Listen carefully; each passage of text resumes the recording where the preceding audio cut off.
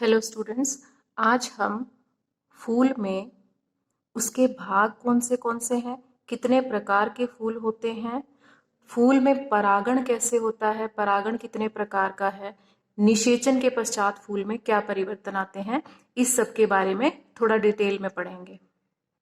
तो हम शुरुआत करते हैं। पिछली वीडियो में मैंने फूल के भाग दिखाए थे, फूल का डाइसेक्शन करके। तो आज हम उन्हीं भागों को डायग्राम की हेल्प से करते हैं।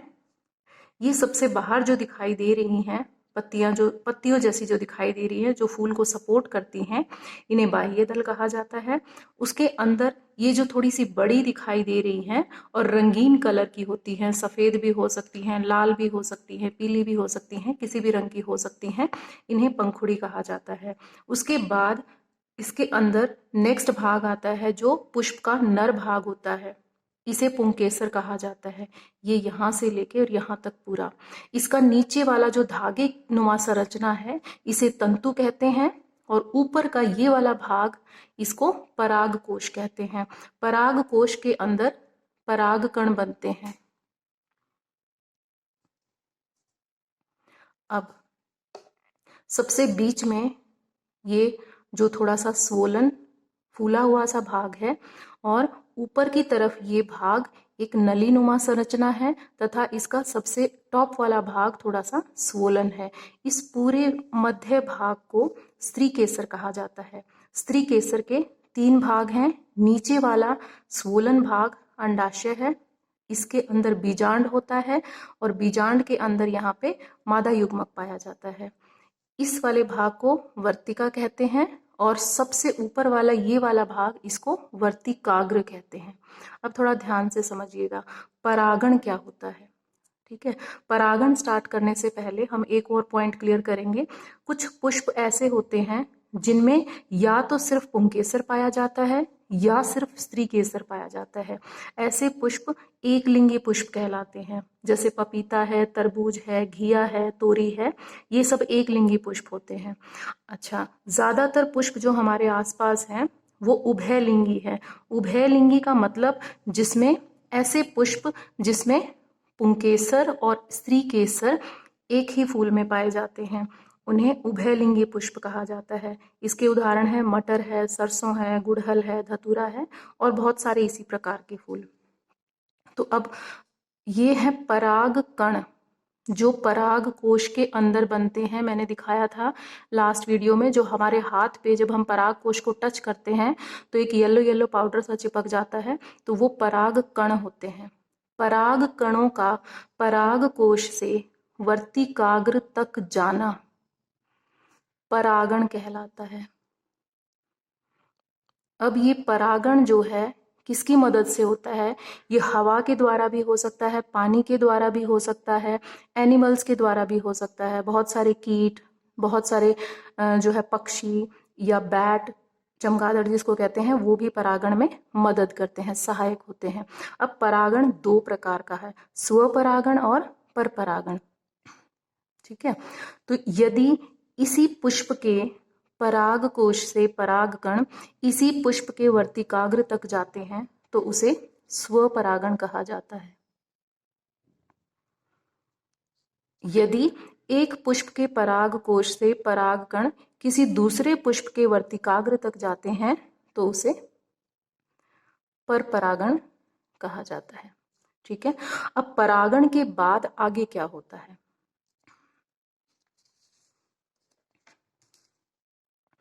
पराग कण हमारे वर्तिकाग्र पर पहुंच गए हैं।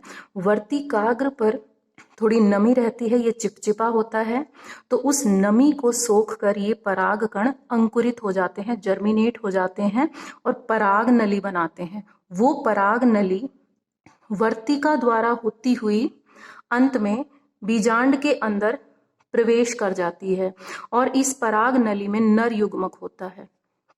अब जो आपको ये बीजांड दिखाई दे रहा है अंडाशय के अंदर, इसके अंदर 3 कोशिकाएं आपको ऊपर दिख रही हैं, 2 बीच में दिख रही हैं, 3 नीचे दिख रही हैं। इसमें जो मध्य वाली है ये मादा युग्मक है। तो ये पराग नली नर युग्मक को लेकर इन साइड वाली कोशिकाओं के द्वारा यहाँ पर एंटर होगी और यहाँ पर नर युग्मक को रिलीज कर देगी। अब ये नर और मादा युग्मक आपस में जुड़ जाएंगे और इनके जुड़ने की प्रक्रिया को निषेचन कहते हैं। क्या कहते हैं? निषेचन। अब निषेचन के पश्चात जब ये नर और मादा युग्मक जुड़ जाते हैं तो इससे युग्मनज बनता है। युग्मनज एक कोशिका होती है और इस कोशिका में बहुत सारे विभाजन होकर भ्रूण बन जाता है और वो भ्रूण भावी पौधा होता है जो यहाँ पर सुरक्षित रहता है। अब निषेचन होने के पश्चात इस पूरे फूल में, ये तो हमारा सिर्फ बीच वाला भाग दिखाई दे रहा है स्त्री केसर, इसके बाकी के भाग भी जो होते हैं पूरे फूल में क्या परिवर्तन आते हैं? सबसे पहले नर और मादा युग्मक जुड़ जाते हैं, इस प्रक्रिया को निषेचन कहते हैं और निषेचन के पश्चात युग्मनज बनता है और युग्मनज में कोशिका विभाजन होने के बाद वह भ्रूण बन जाता है और भ्रूण जो है हमारा भावी पौधा होता है। इसके बाद जो ये बीजांड है, ये बीजांड बीज में परिवर्तित हो जाता है। इसके जो बाहर की भित्ति है, प्रोटेक्टिव लेयर है, वो हार्ड होनी शुरू हो जाती है और ये बीज बन जाता है। ये अंडाशय तेजी से वृद्धि करने लग जाता है, बड़ा होने लग जाता है और ये फल बन जाता है। अब इसके बाद जो और भाग हैं हमारे, पंखुड़ी हैं, पराग कोश हैं, ठीक है, और उसके बाद तंतु हैं और ये वाले ऊपर वाले भाग, ये सब मुरझाकर गिर जाते हैं और हमारा फल वृद्धि करने लग जाता है, अंडाशय वृद्धि करने लग जाता है और उसके अंदर, बीज के अंदर हमारा जो भावी पौधा है वो सुरक्षित रहता है। उसको हम फिर अगली जनरेशन के पौधे उगाने के लिए प्रयोग करते हैं। कुछ पौधे ऐसे होते हैं जिनमें फल बनने के बाद भी बाह्य दल रह जाता है। ज्यादातर में तो गिर जाता है, बाह्य दल भी कुछ में रह जाता है, आपने देखा होगा। टमाटर है, स्ट्रॉबेरी है, बैंगन है, ये कुछ पौधे हैं जिसमें बाह्य दल ये सारे परिवर्तन होने के बाद भी, फल बनने के बाद भी फल के साथ चिपका रह जाता है। ठीक है, तो अब मेरे ख्याल से ये आपको सबको क्लियर होगा। अब जो ये बीज बनेगा, बीज हमने 9th क्लास में पढ़े हैं, 2 तरह के हैं। ठीक है, हमने डाइकोट और मोनोकोट सीड्स पढ़े हैं। तो बीज का जो अंदर की संरचना है वो आपको इस तरह की होती है। बीच में एम्ब्रियो एक्सिस होता है और उसके साइड में बीज पत्र या कॉटिलिडन्स होते हैं।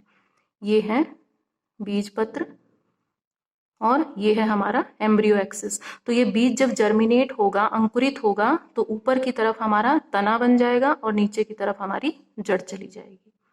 ठीक है, I hope this is clear to you.